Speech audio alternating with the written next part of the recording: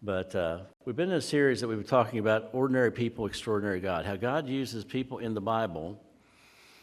It just seems like, mostly unnamed or someone that's not a familiar name to us, and how God uses them in a particular way. And for me, it's a reminder that God can use any of us. But we're just in the world's eyes, not special. In our own eyes, just ordinary. But the thing that makes our significance in ministry possible is because we have an extraordinary God. And He can put the right people at the right place, doing the right things with the right heart, and bring things to pass. And we're going to look tonight at one of those. And it's, if you want to look at verse 16 to 23, that'll identify the person. Story in the life of the Apostle Paul. It says, when Paul's sister's son heard about their ambush, he went and entered the barracks and told Paul. I probably for a long time I didn't even know Paul had a nephew. This is the only named relative of Paul in the entire Bible. We don't know. He had to have a sister, so he had at least one nephew. Maybe there was a whole bunch of nephews and nieces. Maybe there was a whole bunch of children. That seems, they typically would have large families in those days, possible. We don't know whether there was a Mrs. Paul. We don't know whether there was a Paul Jr. We don't know any of those things about him. But this one person, unnamed, just his nephew, his sister's son, steps into the situation, and we'll look at that situation in a little more detail. And if you think about it, he was used of God to do some amazing things that we are the beneficiaries of. So let's just see if we can learn this. And one of the things I think you learn from this passage, this story, is when we think about God's protection or God's miracles, God's care, however you want to say it, they don't always look like they're that miraculous. Sometimes His protection doesn't look miraculous. It just looks ordinary, because God can use whatever means He has. This story does not have a story of angels coming to rescue Paul. It doesn't have any indication that there's an earthquake that's going to open a jail cell, which had happened earlier in Paul's ministry. There's no prison escape. There is a vision in verse 11, which we'll look at, but there's no major vision of God here. There's no rescue party of disciples with swords. There is no angel of the Lord passing through Jerusalem, like we talked this morning. But nonetheless, this one guy shows up at a key moment to do something special, and God puts all the rest of the pieces together. And I think it's a good reminder to us that God may be using us in ways we don't suspect, or maybe we get a little hint of it once in a while, that we can show up in a certain way at a certain place, certain time, to just be that voice, that bit of information, that encouragement, that thing that you can accomplish. And we want to be finding those moments in life and trusting that God's at work in our life. Okay, so our title, Acts 23, God's protection doesn't always look miraculous, and we're going to just kind of work our way through this as we can. Just a few basic summary statements I'll get to in just a bit. But let's back up and get to the story in general. And actually, this section of the story begins earlier in Acts. Paul was dead set on getting to Jerusalem. He wanted to get to Jerusalem to preach Christ to his people. And God had given him warning that things were not going to go smoothly, to put it mildly. But he was determined to go. I don't know what Paul's thought was. Maybe he was expecting a revival, but instead he runs into a riot. And it becomes very tumultuous. In verse 26 of chapter 21, he was in the temple and he brought some folks there. And anyway, there's this crowd comes and this mob sort of attacks him. He tries to speak to the crowd in verse 37 of chapter 21, and he preaches his story. He gives his testimony. He goes to the part where Jesus encountered him on the way to Damascus and so forth. That's in verses 7 through about verse 11 of chapter 22. And he's preaching that. And then if you look at the very end of this section, verse 21 of chapter 22, he says this. He's describing his story. He says in verse 20 that he was there when Stephen was martyred and was consenting to his death. And he says in 21, Then he said to me, God speaking, Depart, for I send you far from here to the Gentiles. The reaction. And they listened to him until this word, and then they raised up their voice and said, Away with such a fellow from the earth, for he is not fit to live. They cried out and tore their clothes and threw dust in the air. So you have this big tumult coming. And it says the commander, he was been a Roman commander, we get his name later in chapter 23, sends that somebody's going to come and do something about it. He ordered him to be brought to the barracks so that he should be examined under scourging, so he might know why they shouted so against him. And they bound him with thongs. Paul said to the centurion who stood by, "Is it lawful for you to scourge a man who is a Roman and uncondemned?" They just assumed this was just another rabble-rousing Jews, and this is how they handled him. But he was a Roman citizen. Verse 27, and the commander came and said to him, "Tell me, are you a Roman?" He said, "Yes." And the commander answered, "With a large sum I obtained this citizenship." And Paul said, "But I was born a citizen." Immediately those who were about to examine him withdrew from him, and the commander was also afraid after he found out that he was a Roman and because they had bound him. So then they're going to have this kind of conflict with the Sanhedrin and what they're speaking about. That goes in from verse 30 all the way down through these next verses. And Paul pulls out the Roman citizen card. He's about to pull out another card, which I find this interesting. By the way, these are not necessarily divine interventions, but God was giving him the good sense to use what you have. Use what you have. And he's talking about his life story in 23, 1 through 10. And he recognized, it says, verse 7, and when he had said this, verse 6. But when Paul perceived that one part were Sadducees and the other Pharisees, he cried out in the council, "Men and brethren, I'm a Pharisee, a son of a Pharisee. Concerning the hope of and resurrection of the dead, I'm being judged."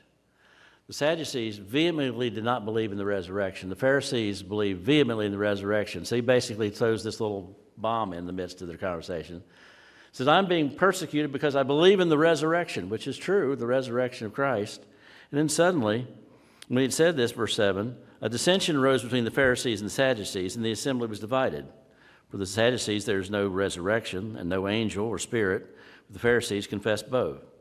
And there arose a loud outcry, and the scribes of the Pharisees' party arose and protested, saying, "We find no evil in this man." If it wasn't so sad, it'd just be hilarious. God's at work. "We find no evil in this man, but if a spirit or an angel has spoken to him, let's not fight against God." Now there arose a great dissension. The commander, fearing lest Paul might be pulled to pieces by them, commanded the soldiers to go down, take him by force and from among them, and bring them into the barracks. So he's arrested but brought into Roman custody. All right? So first of all, we're going to see the story laying out before us, where the nephew comes into play, beginning in verse 11, all right? So God's protection, first of all, begins with a promise. It begins with a promise, and this promise you see in verse 11. But the following night, the Lord stood by him and said, "Be of good cheer, Paul, for as you have testified for me in Jerusalem, so you must also bear witness in Rome." You're going to survive. You're going to get out of this predicament. You're going to go to be a testimony to me in Rome itself. By the way, it's not quite as, it was tumultuous in Jerusalem. It's not much better in Rome, if you want to say it that way. But God wanted this man to do these things, and he saw fit that they would happen. So it says in verse 12, and when it was day, some of the Jews banded together and bound themselves under an oath, saying that they would neither eat nor drink till they had killed Paul.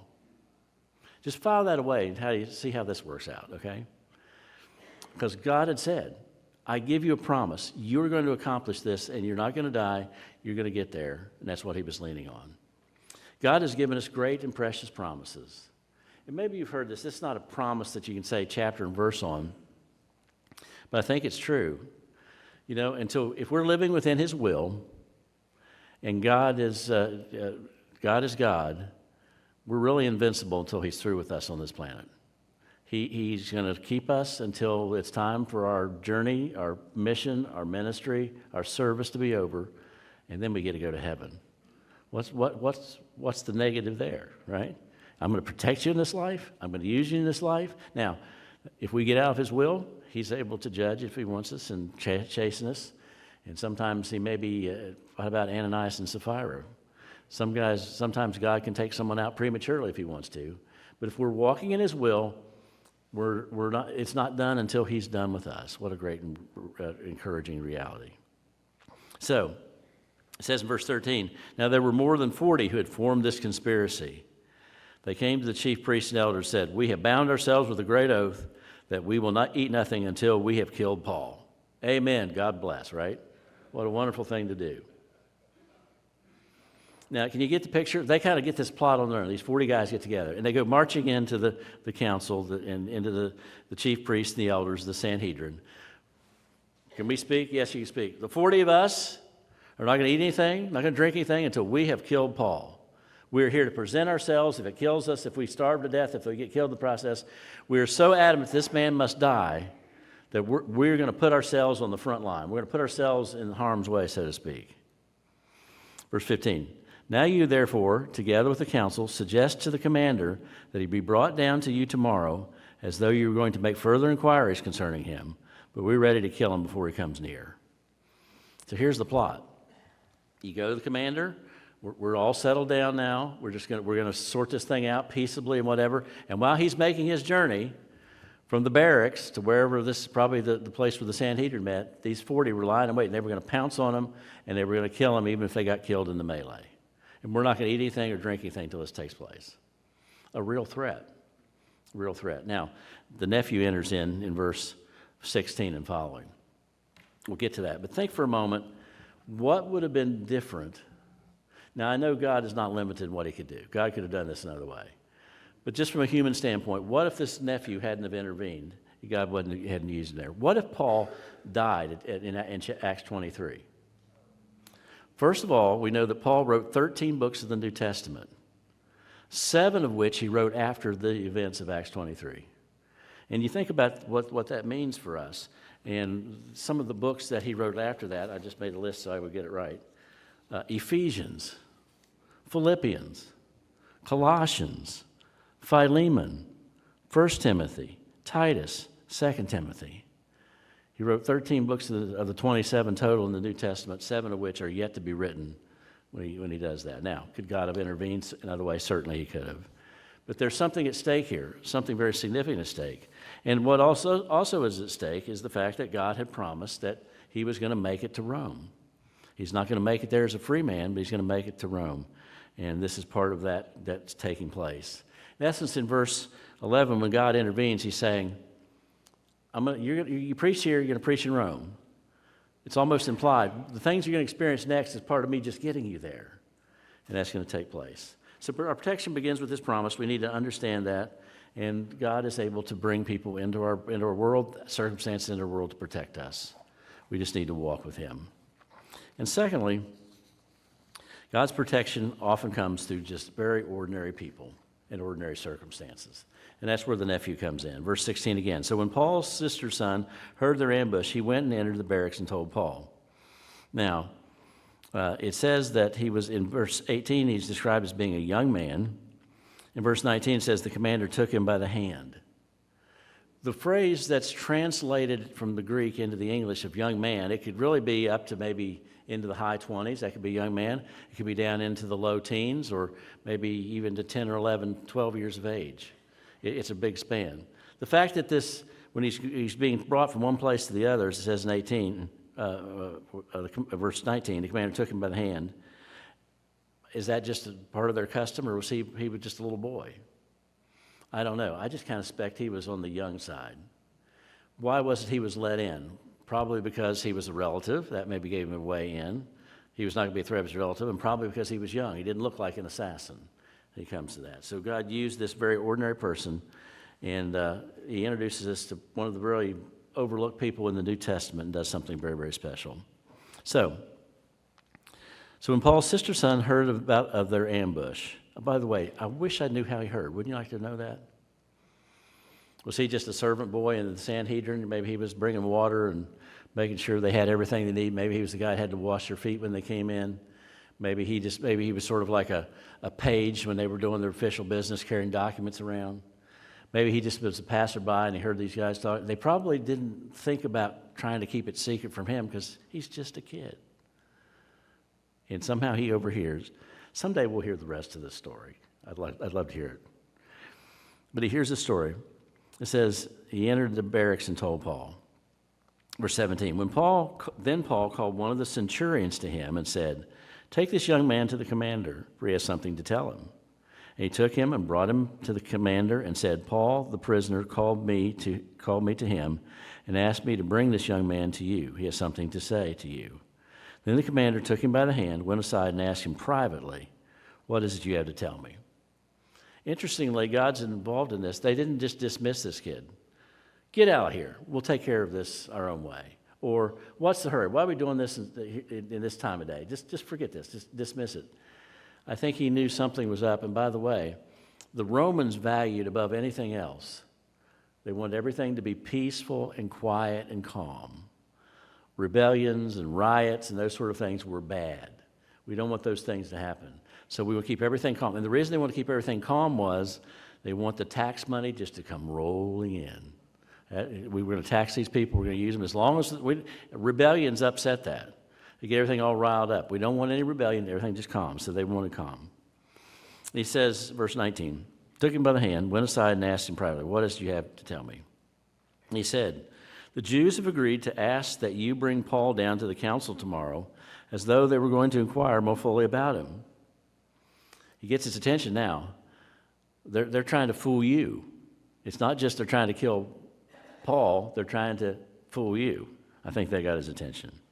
But do not yield to them, for more than 40 of them lie in wait for him, men who bound themselves by an oath that they would neither eat nor drink till they had killed him. Now they are ready, waiting for the promise from you. He spills the whole story, and he's there at the right time. Ordinary person, everybody overlooked, probably, he wasn't a threat to the conspirators. It wasn't until this man kind of heard that he was involved in the plot that his ears perked up, that they were going to abuse this system of bringing him in, and then suddenly everything changes. One person, one place, one overhearing, one trip to the barracks, one story to tell, and everything changed. And it's amazing how dramatically this story shifts, all right? I mean, they probably had a good chance, from an earthly standpoint, to pull this off. 40 of them. One of them's going to get through with a knife or a dagger or something. This is a major conspiracy. And Paul they would not have been suspecting this attack. So the commander, verse 22, let the young man depart and commanded him, tell no one that you've revealed these things to me. Go and be quiet. Go and be quiet. You think of the things that we look at in the Bible of the way what God uses. Well, if you go back through the stories, we did a series a while back on prison stories, and we talked about jailbreaks and those kind of things. We talked about how God intervenes in various ways. Not always does he intervene, but he can do it when he wants to. We need to just take those Bible stories and bring them into our world and say, Lord, you can and you will, and I trust in you. I was talking to my son late this week, and there's a situation at his work, and he was trying. He said, I just want to be quiet about it, and I don't want to just. Sometimes I tend to say things I shouldn't say, and so he said, I want to do that. So I asked him the next time I talked to him on the phone, how'd it go? He said, well, I feel like the lion in the lion's den with Daniel. What do you mean, son? Well, I think God must have sent an angel and held my mouth shut. That's what I think happened. I'm not sure how good exegesis of that Bible story study that is, or theology, but nonetheless, maybe we need to just go back to the stories. Maybe we need to, would you send an angel to hold this mouth shut? But we need to just take the pictures and the images and the power of the Word of God and say, whatever we're facing, the dangers we face, the things that scare us, the things that worry us, we need to just take it to the Lord and say, you're able, and you can intervene, and you can use the most ordinary thing. And it should give us a sense of excitement. Maybe you are the ordinary person this week that's going to stand in a place where just a few words of encouragement is going to keep someone going. Words that are spoken or a deed that is done, or to show that you care. Or maybe you just pick up a phone and call somebody and say, you know what, I was just thinking about you. I want to pray with you and let you know you're being thought of today.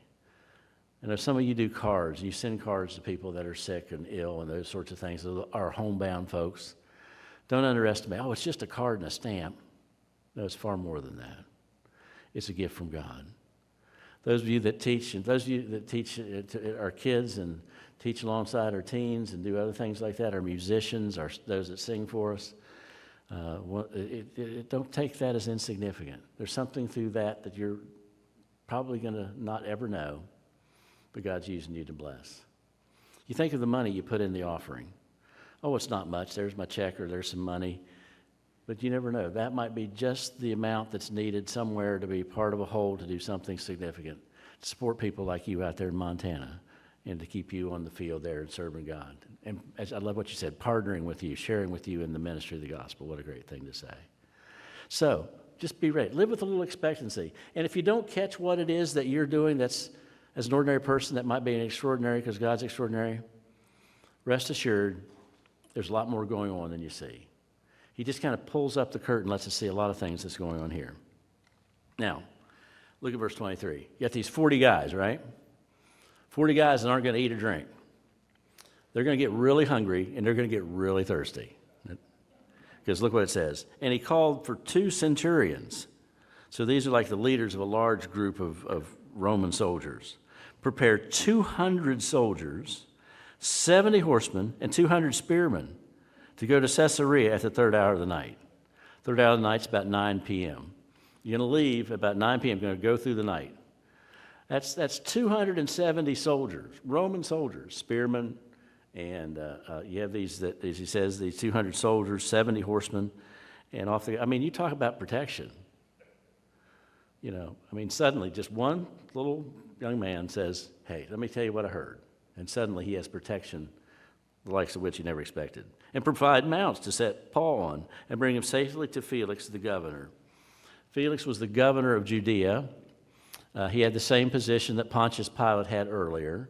We know from history that it was about from AD 50, 52 to AD 59 that he was the governor there, because we have that through records. So we're in that time frame, probably maybe getting close to the 60-year mark.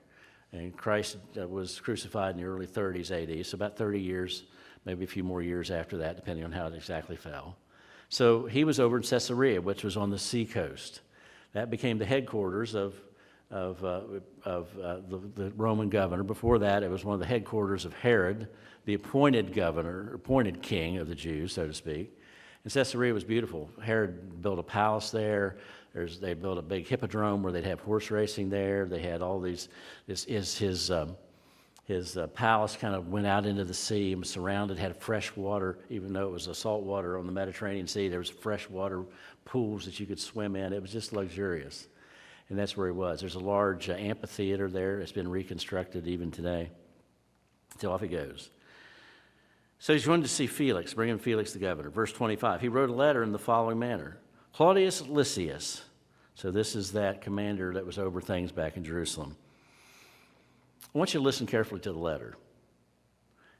Luke somehow gets the details of it, gets it right. But I want you to listen to how, as good a thing as Claudius Lysias does, he tries awfully hard in the letter to make himself look good. It's just human nature, all right? Greetings. This man was seized by the Jews and was about to be killed by them. Coming with the troops, I rescued him.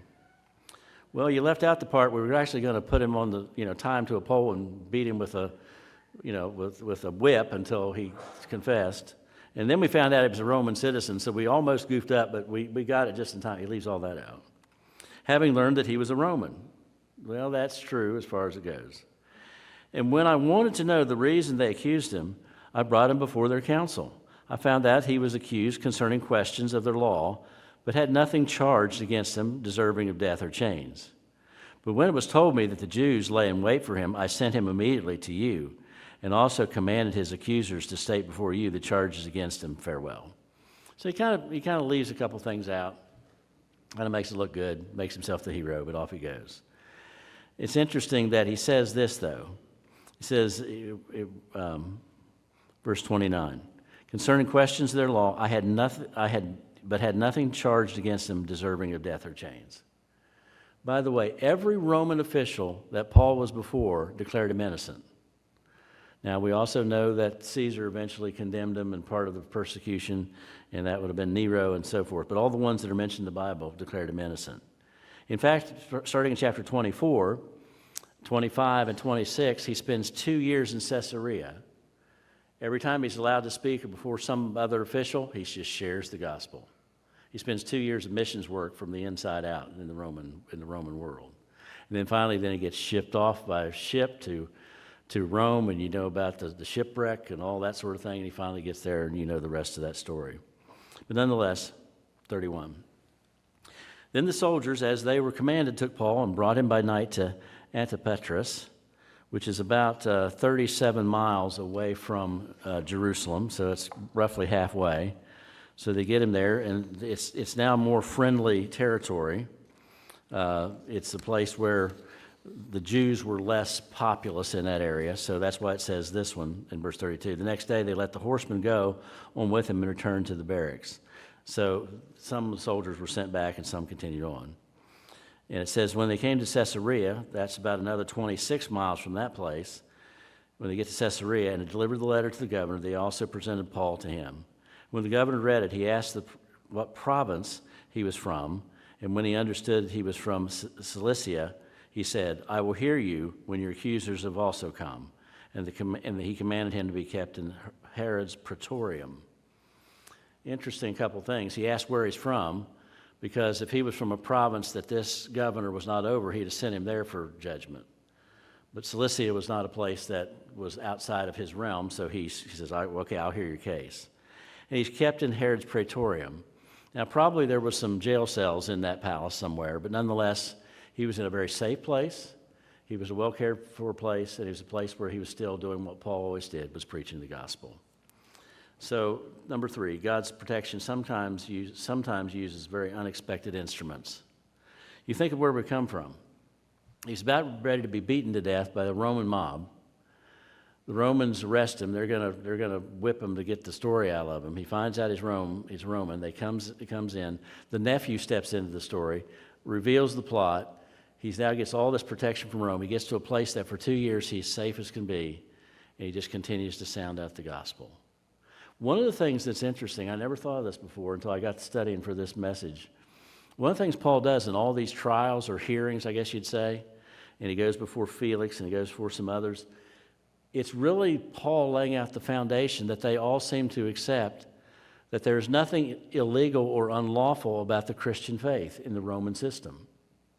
It's just another religion to them. It should have the equal protection or acceptance of Judaism or any other pagan religion. It's legitimate under their law. Therefore, he should not be persecuted. Well, we know that didn't end all the persecution as well, but nonetheless, it builds a very legal framework for the reality of Christianity. So this man, this commander, and also Felix, as you would read later, you'd see about it. 5 days, by the way, Ananias the high priest came down, and that's chapter 24. You could read the rest of the story if you'd like. But this commander acted immediately. What if he just said, let's wait till tomorrow? Right now, mount up the horses and get the men together and all this protection, let's get there now. And he writes the letter, so at least we'll get the entrance in. He assembled a very extraordinary military escort, and the irony was almost humorous. They were marching with the full protection of Rome, all these men to a very safe place, a safe harbor, a very comfortable place if you're going to be imprisoned. And these guys never, ever got off a go with their plot. Wouldn't you like to know what time they went back to eating and drinking? I don't think any of them did a hunger fast, hunger strike and killed themselves. But God just saw to it that their plans are upturned. And God in his wisdom can turn the plans against us as God's people, even Satan himself, and can turn them upside down. And the irony is very much on display. And really, in some case, humor is on display. So and also the Jewish leaders wanted Paul dead, but the government wanted order. That was true. And it was the first step in Paul on his way to Rome, where God said back in verse 11 that that's where he was heading. There's a story told about a young girl that was watching her grandmother weaving fabric together to make a tapestry. From standing on the floor, the child could only look up at the bottom of this tapestry, and all she saw was collars and strings hanging down. It just didn't look like much from that point of view. Finally, she asked her grandmother, "What are you making? It doesn't look beautiful at all." And she invited her to lift her up to look at it from the other side. She saw the beautiful intricate pattern woven together, and it was remarkably beautiful. Sometimes we're like looking at God's tapestry from the bottom. It looks a little bit disorganized. It looks a little bit not good. It doesn't seem to fit together in any discernible pattern. But from God's vantage point, he's weaving it all together. And he will protect you through ordinary means or extraordinary means or use ordinary people because he's an extraordinary God. He protects us along the way. In this scary world, find some comfort in that. God might just have a nephew of yours to step in and be a blessing to you. Maybe it's someone else. Maybe it's a total stranger, but God is able. Rest in him. Hope that encourages you tonight. Let's pray.